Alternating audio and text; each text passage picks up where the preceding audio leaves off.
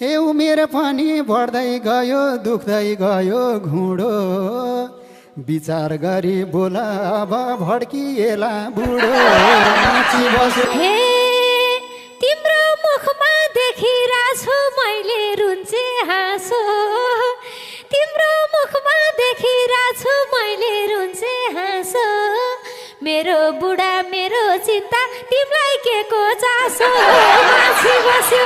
हे तिम्रो जोबान भयो क्यारे हरि खैलाई बैना तिम्रो जोबान भयो क्यारे हरि खैलाई भैना मुख पुछेर फाले रुमाल मलाई चासो छैन नाची बस्यो।